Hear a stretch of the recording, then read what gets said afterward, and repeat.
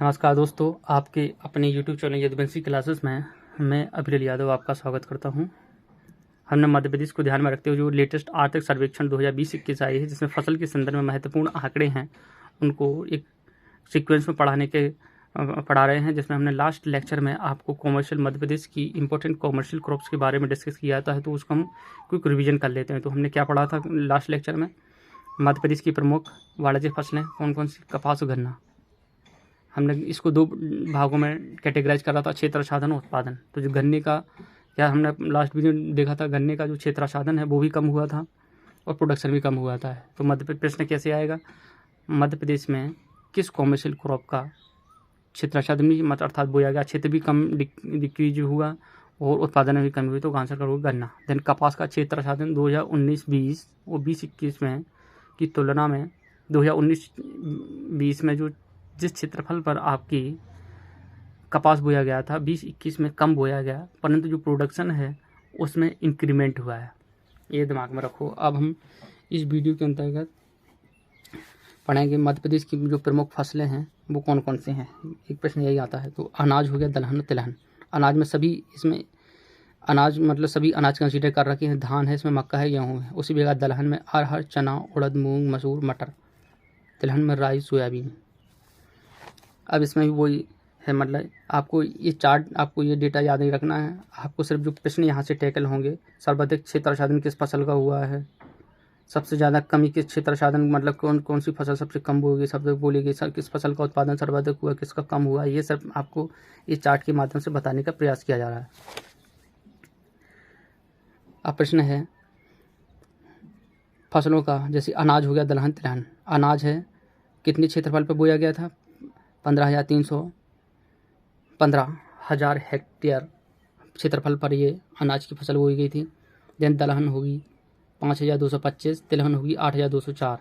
ठीक है, तो सर्वाधिक क्षेत्रफल पर कौन बोया गया? अनाज। प्रश्न यही बनेगा, सर्वाधिक क्षेत्रफल पर कौन सी फसल बोएगी? तो अनाज। देन उसके बाद आपकी तिलहन, देन दलहन। ये आपको दिमाग में रखना है। अब लिए चलते आपको उत्पादन में। उत्पादन में है अनाज का, दलहन का, तिलहन का।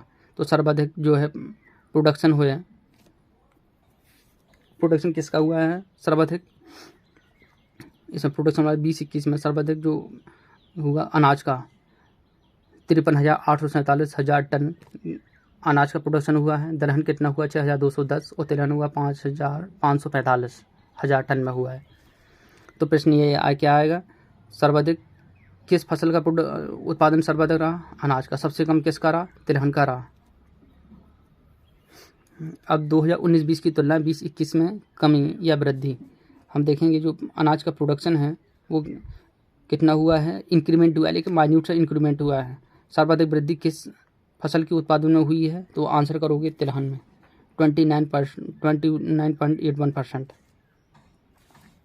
प्रश्न आएगा सर्वाधिक क्षेत्र साधन में वृद्धि किसमें हुई? तो इसमें आंसर करोगे तिलहन में। अर्थात 2019-20 की तुलना में 20-21 में किस फसल में सर्वाधिक मतलब क्षेत्रफल में वृद्धि हुई है? तो क्या आंसर टिक करोगे आप यहाँ? तिलहन।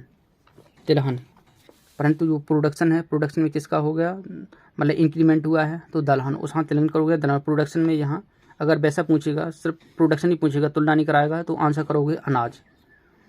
और इसमें मतलब जो क्षेत्र साधन में क्या करोगे? अनाज ही करोगे। इसमें भी क्या करोगे? अनाज करोगे। ओके, अब हम देखेंगे मध्य प्रदेश की प्रमुख खाद्यान्न फसलें के बारे में। इनका वही है, प्रमुख खाद्यान्न फसलें कौन कौन सी हैं। सबसे पहले ये जान लो प्रमुख खाद्यान्न फसलें क्या हैं। धान, मक्का, गेहूँ। इनका क्षेत्र साधन और वही उत्पादन देखेंगे। क्षेत्र साधन को इसमें 1000 हेक्टेयर में, उत्पादन को लाख मीट्रिक टन में हम माप रहे हैं। अब देखेंगे हम फसलें। धान का पहले देख लो प्रोडक्शन किसका सबसे ज़्यादा हुआ है। तो सीधा सीधा देखो भैया, इस चार्ट में सबसे ज़्यादा उत्पादन में, ये दिमाग में रखो सिर्फ इतना, सबसे ज़्यादा गेहूं का हुआ है, उसके बाद धान का, देन मक्का का। ये आप चार्ट में देख लेना, प्रश्न आइएगा सबसे। अब देख लो 19-20 की तुलना में 2020-21 में किस खाद्यान्न के क्षेत्र साधन में सर्वाधिक वृद्धि हुई? क्षेत्र साधन मतलब बोया गया क्षेत्र था, वो सर्वाधिक कौन सा था? क्षेत्र साधन में सर्वाधिक वृद्धि किसकी हुई? धान में 10.64% अधिक क्षेत्रफल बोया गया भैया 19-20 से 20-21 की तुलना में, तो आप आंसर करोगे धान। कमी किस में हुई, अर्थात लोगों की जो टेंडेंसी हुई, मतलब कम बोया गया क्षेत्र का 19-20 से 20-21 की तुलना में मक्का का में। अब चलो प्रोडक्शन दिखा देते हैं आपको। प्रोडक्शन सबसे ज़्यादा किसका हुआ, तो प्रोडक्शन लाख मीट्रिक टन में है। गेहूं का 35,669 लाख मीट्रिक टन गेहूं का प्रोडक्शन हुआ हमारा 2020-21 में। मक्की का कितना हुआ, 4,430 और 12,000। तो आप सीक्वेंस कौन सा, सर्वाधिक उत्पादन किसका हुआ, गेहूं का, फिर धान का, फिर मक्के का, ये सीक्वेंस याद रखो। देन उत्पादन में 19-20 से 20-21 की तुलना में मैक्सिमम वृद्धि और मिनिमम सर्वाधिक कमी। सर्वाधिक वृद्धि किस में हुई, प्रोडक्शन में, तो आंसर क्या होगा हमारी धान में, परसेंटेज वाइज धान में हुई है। और कमी किस में हुई, सर्वाधिक कमी, तो आंसर होगा गेहूं की जो प्रोडक्शन है उसमें कमी आई है। तो धन्यवाद दोस्तों, नए हो तो हमारी वीडियो को लाइक करें और शेयर करें और सब्सक्राइब करें। देन कमेंट बॉक्स में अपने सुझाव ज़रूर साझा करें। धन्यवाद।